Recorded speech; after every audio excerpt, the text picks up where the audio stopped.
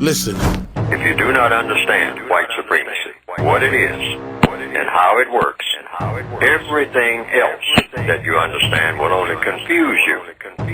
Now sometimes people say, well, you mean everything that I understand will confuse me if I don't understand racism? Yes, because racism is the dominant political and religious motivating force among the people of the planet in all 9 areas of activity: economics, education, entertainment, labor, law, politics, religion, sex, and war.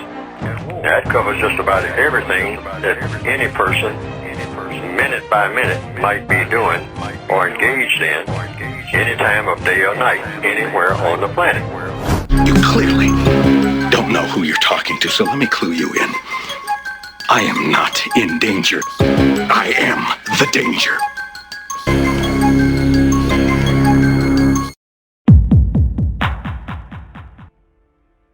Sure, because they set it up and they know what's going to happen.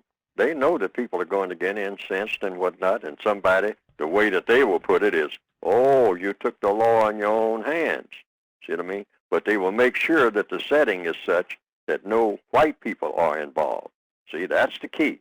You look around and say, who's involved in all this crack house and whatnot? And that, I got 16 people together from the neighborhood, and we went down there and said, we got to put this crack house out of business. And we wound up in a big shootout. I mean, you have a half-a-day shootout down there. I mean, so bodies all over the place. And no, now, that's just not the end of it. That would work fine out in the middle of nowhere. I mean, like in the days of what they call the frontier and the Wild West. I mean, you just have the OK Corral situation, and you just got dead bodies, and whoever came out on top won. Mm-hmm. And that would be the end of that. But the world is not run like that. All of a sudden, you haven't seen these white faces before, but you're going to see plenty of them now. You're going to see plenty of them now. They don't live nowhere around there. But all of a sudden, they're going to show up with guns and whatnot and say, what's going on here? Now, I got all these dead bodies around here. I mean, they're all black dead bodies. I mean, and you say you're straightening out the neighborhood? Wait a minute. What neighborhood? You say, my neighborhood. And they say, you don't own a neighborhood. I own neighborhoods, boy. I own all the neighborhoods all over the world. You don't have any say-so about anything. You say, but I'm protecting myself. You don't have any duty to protect yourself. I protect you. Say, yeah, but you didn't protect me and whatnot. Hey, I decide when you're going to get protected, okay? You're always dealing with me, boy.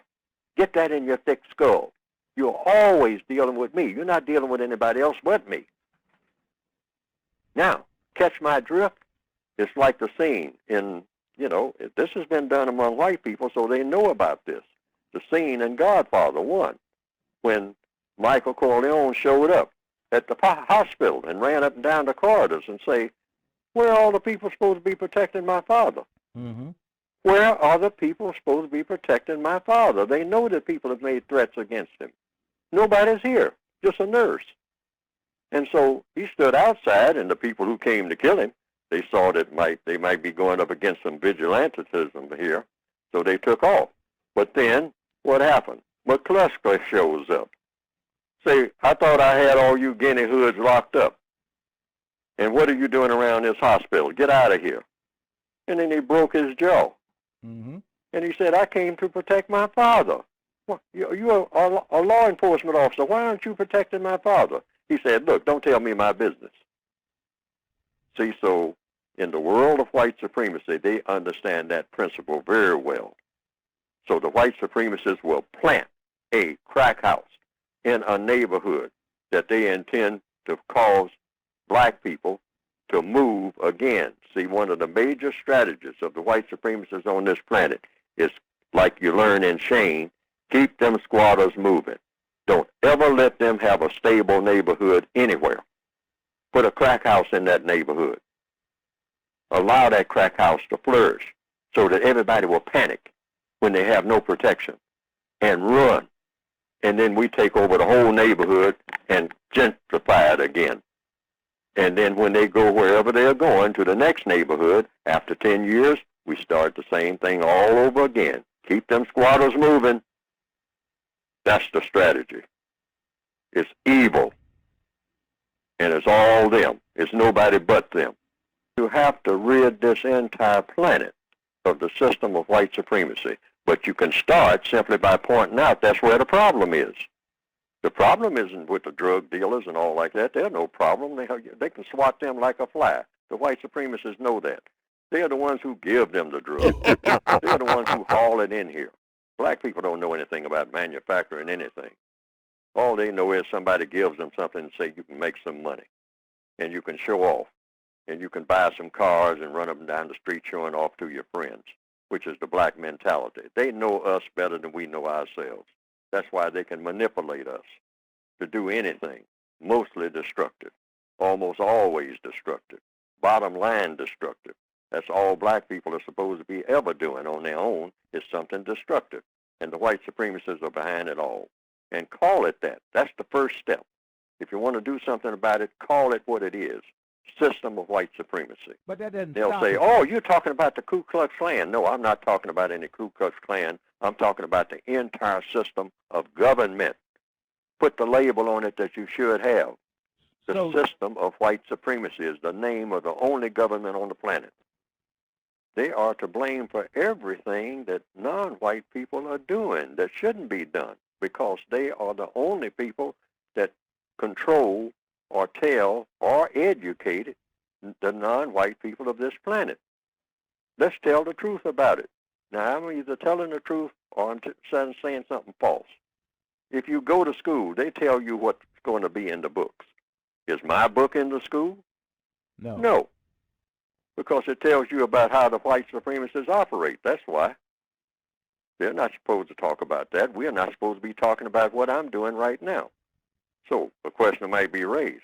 Why do the white supremacists allow me to talk like I'm talking?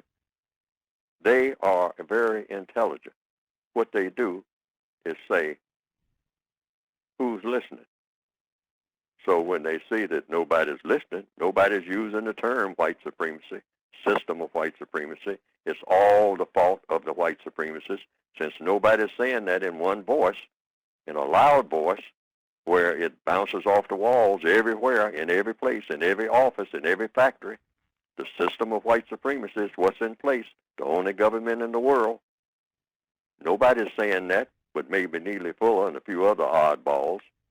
So as long as nobody's paying attention, we'll just keep doing what we're doing, because they're not even identifying the source of the problem. They're saying, well, this committee this, or this gang this, or it's the Crips and the Bloods, and and so if we can just get rid of them, the world will be a better place. No, they only exist on account of the system of white supremacy manufactures a system where it does exist. They know exactly what they're doing. Manufactures the drugs and the 9mm that show up with the drugs. So all this We didn't have the 9mm all over the neighborhood and the assault rifles and whatnot until the drugs showed up. And the drugs showed up with the guns. We started off with this program talking about guns. Mm-hmm. The drugs and the guns showed up among black people, put in black people's hands after when in the Northwestern Hemisphere? After the 1968 riots. That's when. They say that we don't, if black people are going to be out here with guns and whatnot in the street and tearing up things, we're going to control the guns that we give them by controlling their minds. And we'll use the drugs to control their minds, and the drugs will automatically lead them to slaughter each other. It'll also disrupt neighborhoods. It'll disrupt the schools. It'll disrupt everything that they try to do. And we'll sit back over on the other side of the fence and laugh about the whole mess because they haven't figured out yet who's pulling the strings. If we can find out, of course, that's the first thing we do. We ask them to find out who the people are who are doing it. And if they say they can't find out, then we simply say, I have no reason to believe you. Because these are the people that live next door to you. These are the people who play golf with you. What do you mean you can't find out? The people who run the world, and you are sitting at the table with them, and you don't know anything about them? and they are allowing this to happen, a crack house on my corner, and you're telling me I can't do anything about it because I'd be violating the law if I do, that the drug dealers can stand their ground, and I can stand my ground if I can find out where my ground is. But I don't have any ground. I certainly don't have any grounds to go down there and do anything about it, because then you will lock me up faster than you'll lock them up. Now, Tell the truth, sir.